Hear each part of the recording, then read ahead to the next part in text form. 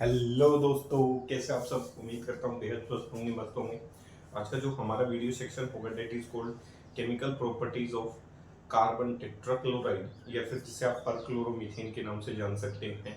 तो आज के वीडियो सेक्शन में हम उसकी केमिकल प्रॉपर्टीज पर डिस्कशन करते हुए नजर आएंगे, जैसे उसकी ऑक्सीडेशन रिएक्शन, उसकी रिडक्शन रिएक्शन, हाइड्रोलिसिस रिएक्शन और भी बहुत सारी रिएक्शन को डिस्कस करते हुए नजर आएंगे। तो हमेशा की तरह जो भी दोस्त इस वीडियो सेक्शन के माध्यम से मुझे देख पा रहे हैं, सभी दोस्तों को, भाइयों को, बहनों को आपके अपने दोस्त की तरफ से मीठी मीठी प्यार भरी राम राम, सत श्री अकाल, जय हिंद, जय भारत। उम्मीद करता हूँ आप बेहद स्वस्थ होंगे, मस्त होंगे। तो अपने वीडियो सेक्शन को शुरू करने से पहले 4 लाइन में पेश कर देता हूँ, ध्यान से सुनने का, कि जीवन में किन चीज़ों के ऊपर आपको कभी भी भरोसा नहीं करना है। सुनो ध्यान से। 3 चीज़ों से हमेशा बच के रहना है। पहला, झूठा प्यार। दूसरा, मतलबी यार। तीसरा, पंचायती रिश्तेदार। इन 3 लोगों से हमेशा आपको क्या करना है, बच के रहना है। तो शुरू करते हैं अपना वीडियो सेक्शन, जिस चीज के लिए हम पहुंचे हैं that is called chemical properties of carbon tetrachloride. और उसमें पहली रिएक्शन है oxidation reaction. Most important reaction है, पहली रिएक्शन है ऑक्सीडेशन रिएक्शन। देखो ऑक्सीडेशन रिएक्शन क्या कहती है। ऑक्सीडेशन रिएक्शन कहती है when carbon tetrachloride when carbon tetrachloride, जिसे आप क्या कह सकते हो, CCl4, when carbon tetrachloride gets oxidise या इज ऑक्सीडाइज, जिसे ऑक्सीडाइज किया जाए, when carbon tetrachloride gets oxidised at elevated temperature. Elevated का मतलब होता है हाई, सही। एलिवेटेड का मतलब होता है हाई, और टेम्परेचर मतलब टेम्परेचर हाई। भाई ये क्या कह रहा है, जब कार्बन टेट्राक्लोराइड को आप हाई टेम्परेचर पे ट्रीट करते हुए नजर आएंगे, किसके साथ, स्टीम के साथ। किसके साथ, स्टीम। ऑक्सीडेशन रिएक्शन करवानी है, ये ध्यान रखना है। When carbon tetrachloride get oxidised at high temperature when treated with steam, सही। जब कार्बन टेट्राक्लोराइड को आप स्टीम के साथ ट्रीट करोगे तो वो ऑक्सीडाइज हो जाएगा, कैसे टेम्परेचर पे, एक हाई टेम्परेचर के ऊपर। तो व्हेन कार्बन टेट्राक्लोराइड किससे ट्रीट करना है, स्टीम के साथ। When carbon tetrachloride gets oxidised at high temperature when treated with steam, resulting formation of, किसकी फॉर्मेशन करेगा, resulting formation of phosgene gas. Important है भाई, फोस्जीन पीछे भी पढ़ा चुके। Resulting formation of phosgene gas, जिसे कार्बोनिल क्लोराइड के नाम से भी जान सकते हो। Resulting formation of phosgene gas. देखो इसने क्या कहा, इसने कहा कि कार्बन टेट्राक्लोराइड होगा, सही है, इसमें कोई दो राय नहीं है। जब किसी कार्बन टेट्राक्लोराइड की रिएक्शन किसके साथ करवाई जाए, जब कार्बन टेट्राक्लोराइड को क्या करना है, ऑक्सीडाइज करना है। ऑक्सीडाइज करने के लिए किसकी सहायता यूज की जाएगी, स्टीम की। तो ये कह रहे हैं जब कार्बन टेट्राक्लोराइड को आप स्टीम के साथ रिएक्ट करते हुए नजर आएंगे, वाटर की अलग अलग फॉर्म्स मौजूद होती हैं, किसकी मौजूदगी में, सनलाइट की मौजूदगी में, सही है। ये क्या कह रहा है, ये सिर्फ इतना कह रहा है जब कार्बन टेट्राक्लोराइड को आप स्टीम के साथ रिएक्ट करते हुए नजर आएंगे तो यहाँ से जो प्रोडक्ट बनता हुआ नजर आएगा डेट इज कॉल्ड COCl2। क्या बनता हुआ नजर आएगा, COCl2 नाम का प्रोडक्ट बनता हुआ नजर आएगा, जिसे आप किस नाम से जान सकते हो, फोस्जीन के नाम से जान सकते हो। सनलाइट नहीं भाई, हाई टेम्परेचर लिखना, सही है, माफी चाहूंगा इस चीज के लिए। एलिवेटेड टेम्परेचर लिख रखा है, देखो मैंने ऊपर, सही है। तो रिएक्शन को हाई टेम्परेचर के ऊपर करवाना है। कब करवाना है, जब कार्बन टेट्राक्लोराइड की रिएक्शन आप स्टीम के साथ करवाते हुए नजर आएंगे एट हाई टेम्परेचर या एट एलिवेटेड टेम्परेचर। किसकी फॉर्मेशन करता हुआ नजर आएगा, COCl2 की फॉर्मेशन करता हुआ नजर आएगा, और साथ में कौन सा कंपोनेंट बनता हुआ नजर आएगा, HCl कंपोनेंट बनता हुआ नजर आएगा। इंपॉर्टेंट रिएक्शन है, इस चीज का ध्यान रखना। जब कार्बन टेट्राक्लोराइड को आप स्टीम के साथ रिएक्ट करवाते हैं हाई टेम्परेचर के ऊपर, फोस्जीन नाम का कंपोनेंट बनता हुआ नजर आता है, किसके साथ, HCl के साथ। The most important reaction is carried out at high temperature. यहाँ तक किसी भी प्रकार की कोई दिक्कत नहीं होनी चाहिए। तो एक बार फिर रिपीट कर देता हूँ, ऑक्सीडेशन रिएक्शन है क्या, oxidation reaction of carbon tetrachloride कहती है जब कार्बन टेट्राक्लोराइड को स्टीम के साथ ट्रीट किया जाएगा हाई टेम्परेचर के ऊपर, फोस्जीन नाम का कंपोनेंट बनता हुआ नजर आएगा अलोंग विद HCl। सही है, पहचान लोगे। ऑक्सीडेशन करनी है किसके माध्यम में, किसकी सहायता से, स्टीम की सहायता से। स्टीम मतलब वेपर्स की सहायता से। तो जब कार्बन टेट्राक्लोराइड को स्टीम के साथ ट्रीट करवाया जाएगा एट हाई टेम्परेचर, फोस्जीन नाम का कंपोनेंट बनता हुआ नजर आएगा। ध्यान रखना है ऑक्सीडेशन रिएक्शन। फिर रिपीट कर देता हूं, जब कार्बन टेट्राक्लोराइड को स्टीम के साथ रिएक्शन करवाओगे एट हाई टेम्परेचर, फोस्जीन नाम का कंपोनेंट बनता हुआ नजर आएगा। बार बार रिपीट इसलिए कर रहा हूं क्योंकि इंपॉर्टेंट रिएक्शन है, इस पे क्वेश्चन बनते हैं, इस चीज का ध्यान रखना। तो जब भी कार्बन टेट्राक्लोराइड की ऑक्सीडेशन करवाई जाएगी स्टीम के साथ, तो प्रोडक्ट हमेशा क्या बनता हुआ नजर आएगा, फोस्जीन नाम का प्रोडक्ट बनता हुआ नजर आएगा। टॉक्सिक इफेक्ट पीछे बता ही चुके फोस्जीन के। दूसरी रिएक्शन है रिडक्शन रिएक्शन। देखो जैसे हमने क्लोरोफॉर्म में रिएक्शन की थी, एज इट इज रिएक्शन यहाँ करते हुए नजर आएंगे। दो प्रकार की रिएक्शन, एक पार्शियल रिडक्शन और दूसरी कौन सी रिडक्शन, कंप्लीट रिडक्शन पढ़ते हुए नजर आएंगे। देखो ध्यान से, पहली जो पार्ट है उसे आप क्या कह सकते हो, पार्शियल रिडक्शन।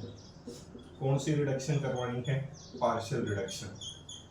सही है, पार्शियल रिडक्शन करवाने के लिए आयरन वाटर सिस्टम का इस्तेमाल कर सकते हैं। मैंने क्या कहा भाई, CCl4 रहा होगा, अगर उसकी मैं पार्शियल रिडक्शन करवा देता हूँ। अब पार्शियल रिडक्शन करवाने के लिए जिस सिस्टम की आवश्यकता पड़ेगी that is iron water system कह सकता हूँ। अब देखो पार्शियल रिडक्शन क्या करेगा, CCl4 में मैं हाइड्रोजन जोड़ देता हूँ, कितने, 2। देखो एक HCl के साथ जुड़ दे, एक H इसके साथ जुड़ जाए, तो प्रोडक्ट बन जाएगा पार्शियल रिडक्शन से CHCl3 प्लस HCl यहाँ से क्या कर जाए बाहर। CHCl3 को तो हमने पढ़ा था किस नाम से, क्लोरोफॉर्म के नाम से। सही है, पहचान लोगे। तो पार्शियल रिडक्शन करने से आयरन स्टीम की मौजूदगी में जो प्रोडक्ट बनते हुए नजर आएंगे वो क्लोरोफॉर्म बनते हुए नजर आएंगे। इस चीज का ध्यान रखना है पार्शियल रिडक्शन से। और अगर मान लो आपने केस चेंज कर दिया, रिडक्शन कैसी करवा दी, कंप्लीट रिडक्शन। कैसे करवाई रिडक्शन मेरे भाई, कंप्लीट रिडक्शन।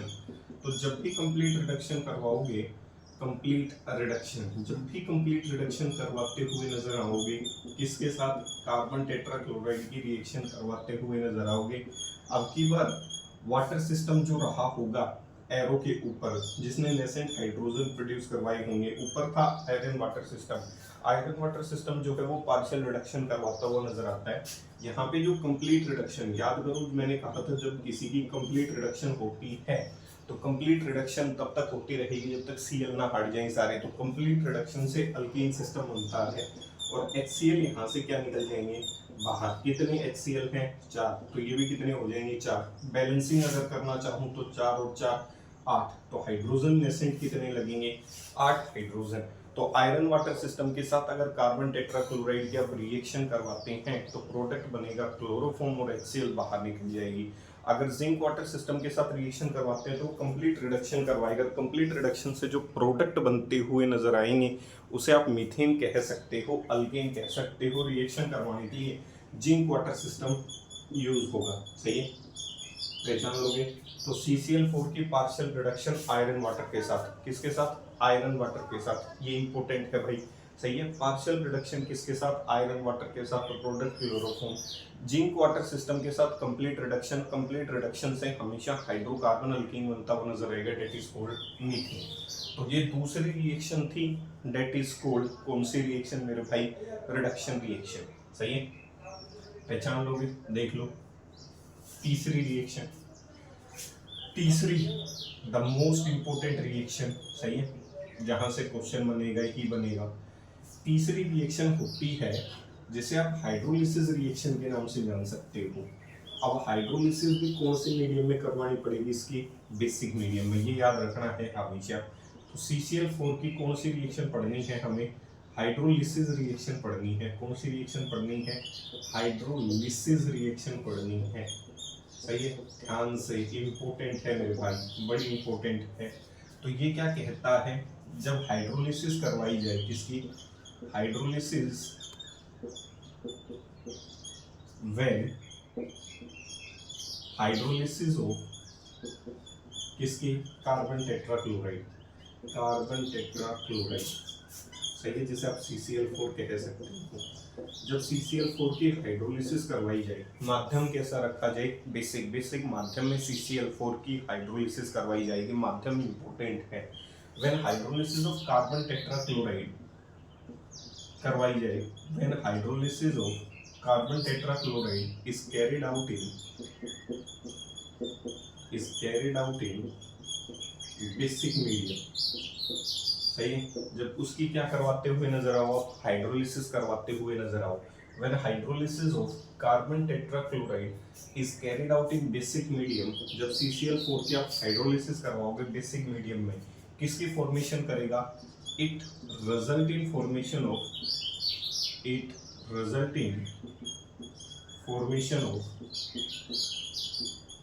कार्बोनेट्स। किसकी फॉर्मेशन करता हुआ नजर आएगा भाई, कार्बोनेट्स की फॉर्मेशन करता हुआ नजर आएगा।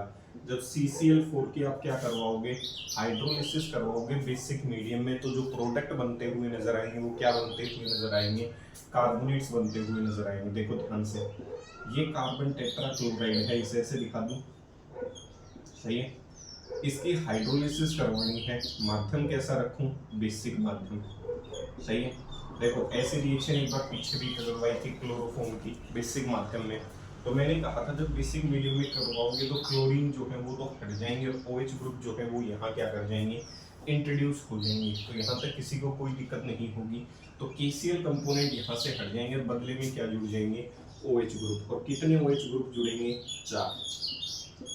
जब हाइड्रोलिसिस बेसिक मीडियम में करवाते हुए नजर आएंगे तो KCl जो है, KOH जो है वो KCl की फॉर्म में उसको बाहर कर देगा क्लोरीन को, और जो OH ग्रुप है वो यहाँ जुड़ते हुए नजर आएंगे।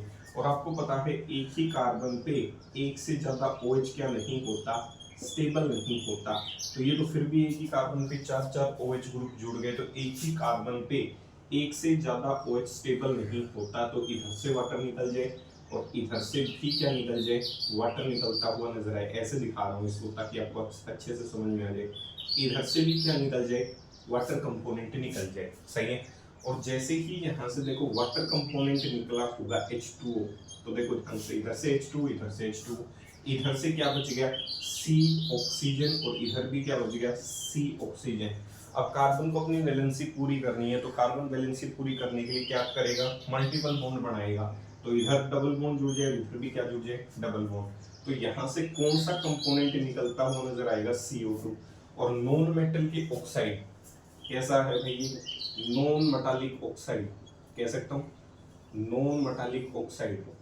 ये कार्बोनेट कैसे बने वो समझा रहा हूँ।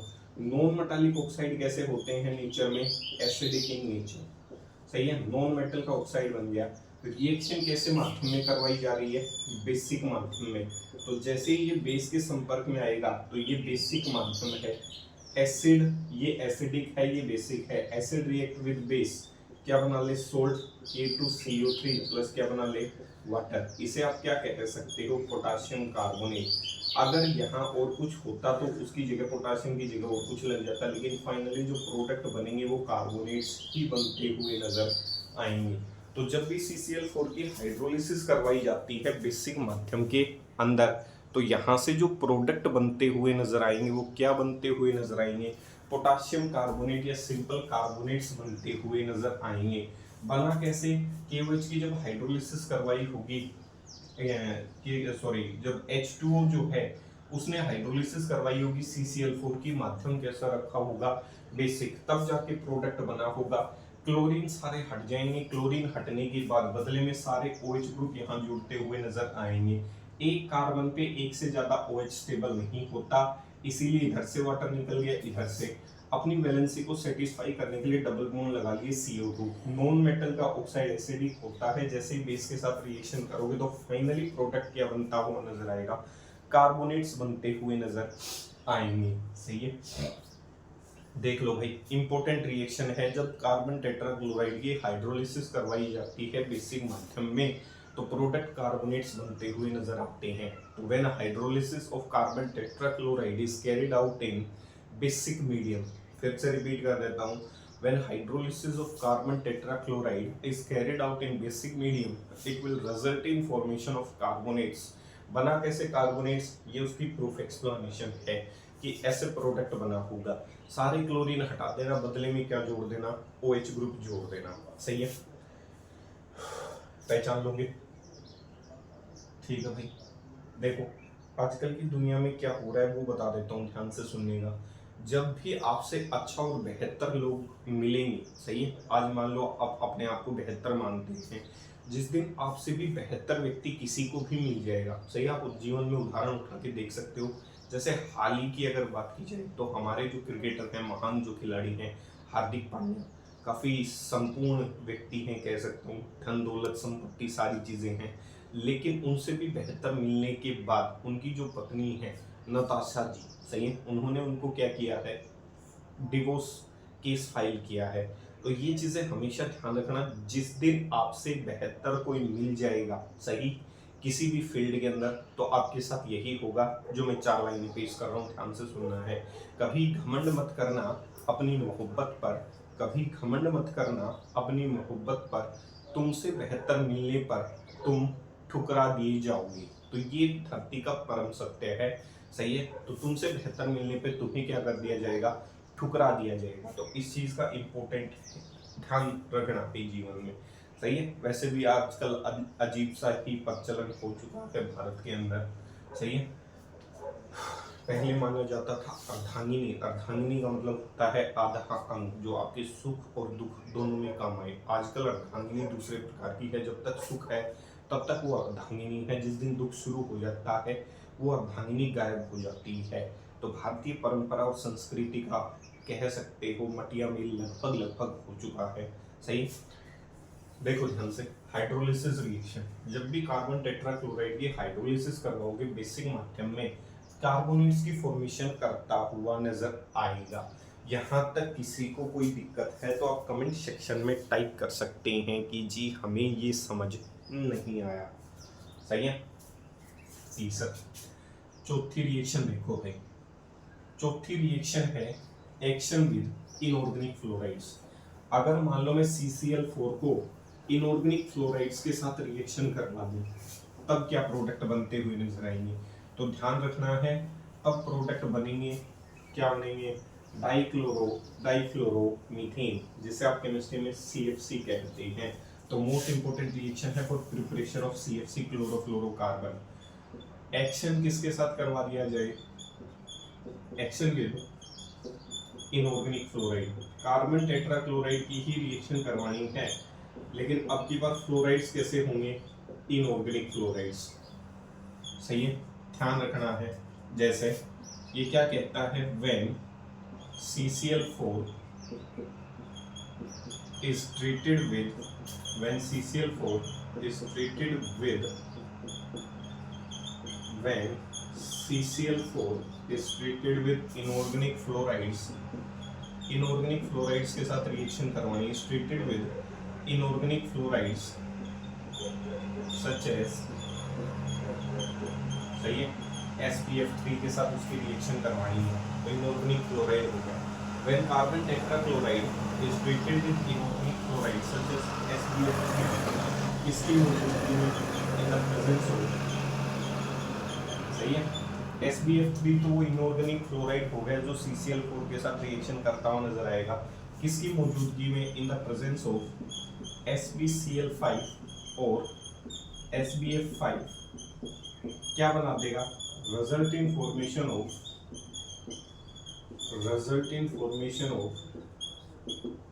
क्या बना देगा, resulting formation of डाइफ्लोरो मीथेन, जिसे आप क्या कहते हो, CCl2F2, डाइफ्लोरो मीथेन, सही है, जिसे आप और किस नाम से जान सकते हो, CFC के नाम से, सही, क्लोरोफ्लोरोकार्बन। क्लोरोफ्लोरोकार्बन का फॉर्मूला यही होता है, CCl2F2। तो इसका मतलब मैंने क्या कहा, मैंने कहा जब कार्बन टेट्राक्लोराइड है, ये है कार्बन टेट्राक्लोराइड, सही है, इसकी रिएक्शन करवानी है इनऑर्गेनिक फ्लोराइड के साथ। मान लिया मैंने SbF3 ले लिया, सही है, जो रिएक्शन में किसका काम कर सकता है, इनऑर्गेनिक फ्लोराइड का। जब कार्बन टेट्राक्लोराइड की रिएक्शन इनऑर्गेनिक फ्लोराइड के साथ करवाते हुए नजर आएंगे, इसकी मौजूदगी में या तो SbF5 मिलेगा या फिर SbCl5 मिलेगा। सही है, दोनों में से कुछ भी मिल सकता है। तो आपका SbF3 जो इनऑर्गेनिक फ्लोराइड है उसकी रिएक्शन करवानी है कार्बन टेट्राक्लोराइड के साथ। तो कार्बन टेट्राक्लोराइड की रिएक्शन जब इनऑर्गेनिक फ्लोराइड के साथ SbF3 के साथ किसकी मौजूदगी में, क्या तो SbF5 मिलेगा या SbCl5, SbF5 मिलेगा या फिर SbCl5, क्या तो SbF5 मिलेगा या SbCl5। फिर रिपीट कर रहा हूँ, कार्बन टेट्राक्लोराइड की रिएक्शन जब इनऑर्गेनिक फ्लोराइड SbF3 के साथ करवाओगे किसकी मौजूदगी में, in the presence of SbCl5 और SbF5, तो प्रोडक्ट बनते हुए नजर आएंगे CCl2F2। क्या बनता हुआ नजर आएगा भाई, दो फ्लोरीन जो है वो इसके साथ दे दे और क्लोरीन जो है वो इसके साथ निकल जाए, प्लस SbCl3। इसे कहा जाता है केमिस्ट्री में डाइफ्लोरो, एक ही नाम है भाई, डाइफ्लोरो मीथेन, जिसे आप और क्या कह सकते हो, CFC कह सकते हो। और CFC तो बताने की जरूरत है ही नहीं, क्लोरोफ्लोरोकार्बन। सही है, तो इस माध्यम से हम किसकी प्रिपरेशन कर सकते हैं, क्लोरोफ्लोरोकार्बन CCl2F2 की। तो कार्बन टेट्राक्लोराइड की रिएक्शन जब हम किसके साथ करते हुए नजर आएंगे, SbF5 के साथ करते हुए नजर आएंगे इनऑर्गेनिक फ्लोराइड के साथ। तो कार्बन टेट्राक्लोराइड जब treated with inorganic fluoride SbF3, सही है, तो कार्बन टेट्राक्लोराइड की रिएक्शन जब SbF3 के साथ करते हुए नजर आएंगे, when carbon tetrachloride is treated with inorganic fluoride SbF3 किसकी मौजूदगी में, SbF5 और SbCl5। SbF5 ले लो, SbCl5 ले लो, प्रोडक्ट बनेगा CCl2F2 प्लस SbCl3। इंपॉर्टेंट है भाई इस रिएक्शन को समझना। सही है, तो SbF3 कहो, उसकी रिएक्शन किसकी मौजूदगी में, SbF5 की मौजूदगी में और SbCl5, SbF5 कहो या फिर SbCl5। सही है, SbF5 या फिर SbCl5 बनेंगी क्या, CFCs। सही है, SbF3 की रिएक्शन इनऑर्गेनिक फ्लोराइड्स क्या कहते हैं, CCl4 की रिएक्शन किसके साथ करवा दी जाए, किसके साथ, SbF3 के साथ। Carbon tetrachloride is treated with SbF3 in the presence of SbF5 और SbCl5, प्रोडक्ट CFC। अगला है the most important for competitive exam, action with phenol. अगर आप फिनोल के साथ इस रिएक्शन को करते हुए नजर आएंगे तो क्या प्रोडक्ट बनेगा। सही है, मोस्ट इंपोर्टेंट रिएक्शन। देखो ऐसी रिएक्शन हमने की थी, ये CCl4 है, याद करो जब फिनोल की रिएक्शन हमने क्लोरोफॉर्म के साथ की थी बेसिक मीडियम के अंदर, वैसी की वैसी रिएक्शन है ये, ध्यान रखना है। सही है, उस रिएक्शन को हमने राइमेंटाइमन कह दिया था, तो ये राइमेंटाइमन का ही वर्जन है। अगर मान लो मैं CCl4 की रिएक्शन करवा देता हूँ, इसकी रिएक्शन CCl4 स्लैश लगाने का मतलब मीडियम कैसा रखा होगा मैंने, बेसिक मीडियम। KOH किसको रिप्रेजेंट कर रहा है, बेसिक मीडियम को, नीचे दिखा रहा हूँ भाई। तो जब भी CCl4 की रिएक्शन आप बेसिक मीडियम में करते हुए नजर आएंगे तो क्या होगा, यहाँ से H जो है वो निकल जाएगा Cl इसके साथ।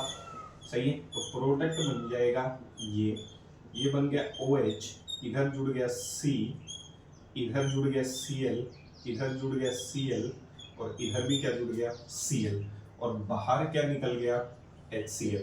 सही है, अब जब इसको हम रिएक्ट करते हुए नजर आएंगे स्टेप नंबर 2 के अंदर, इस HCl को ऐसे दिखा लो, HCl बाहर निकल गया।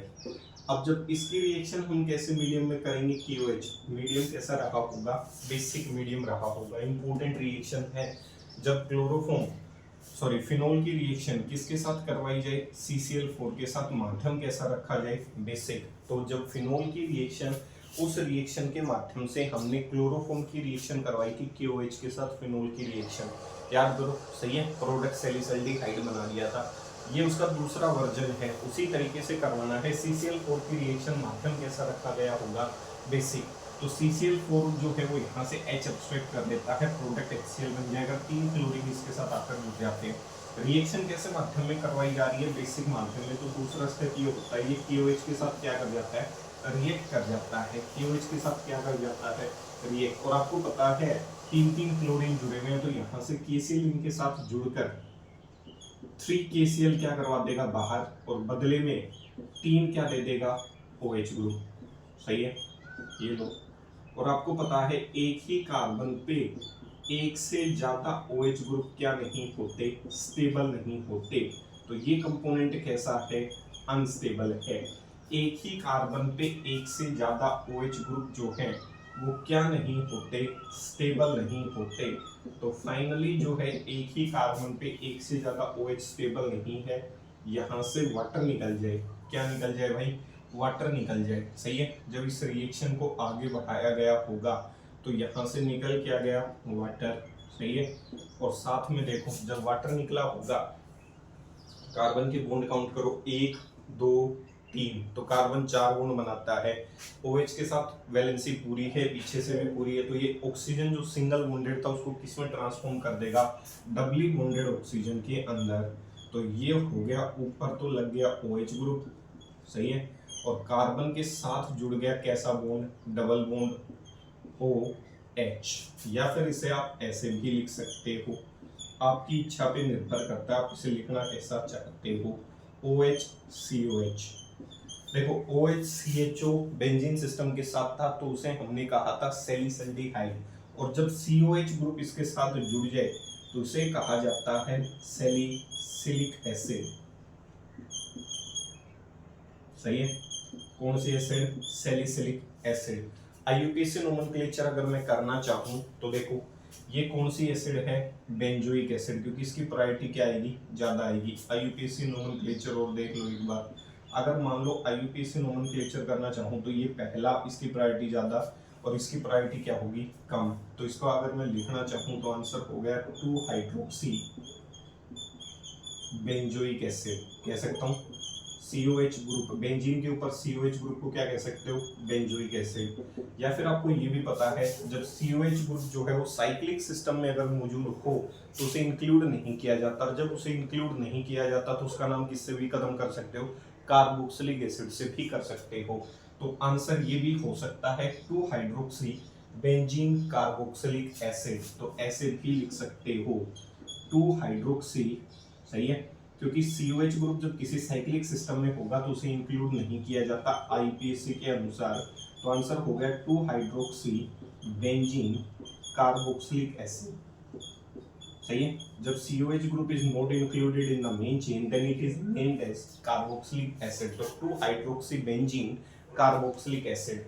या फिर कॉमन भाषा में इस ग्रुप को तो हम जानते हैं कौन सा ग्रुप कहा जाता है, जो मैं डॉटेड लाइन से दिखा रहा हूँ, that is called COH group benzene के साथ। तो उसे हम किस नाम से जानते हैं, बेंजोइक एसिड के नाम से। सही है, बाकी आगे वाला जो है वो साइड ग्रुप का काम कर रहा है, तो इसीलिए मैंने लिख दिया 2 हाइड्रोक्सी बेंजोइक एसिड।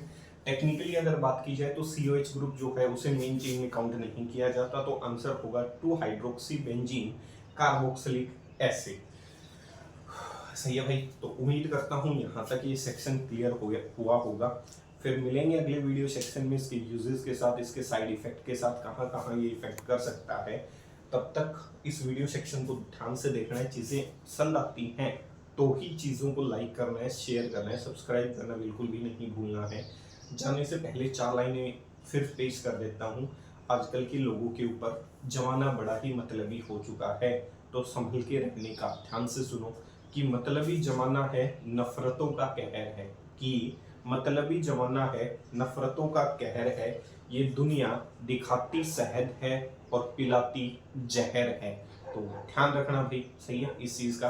दिखाएंगे आपको शहद, पिलाएंगे वही जहर। सही है, तो मैं तो सिर्फ आपको इतना ही कहूँगा, आप सिर्फ अपनी मेहनत पे ध्यान दें, किसी का बुरा करने पर भरोसा ना रखें। अगर आप किसी का बुरा करते हैं तो न्यूटन का चौथा नियम अपने आप ऑपरेट होगा। आप सोचोगे चौथा नियम क्या है, चौथा नियम ये है जैसी करोगे वैसी भरोगे। सही है, ये है चौथा नियम। तो हमेशा ध्यान रखना, किसी का अच्छा नहीं हो सकता तो बुरा करने की कोशिश ना करें। मिलेंगे फिर अगले वीडियो सेक्शन में, तब तक स्टे सेफ, स्टे सिक्योर, माता पिता का ध्यान रखें। जय हिंद, जय भारत।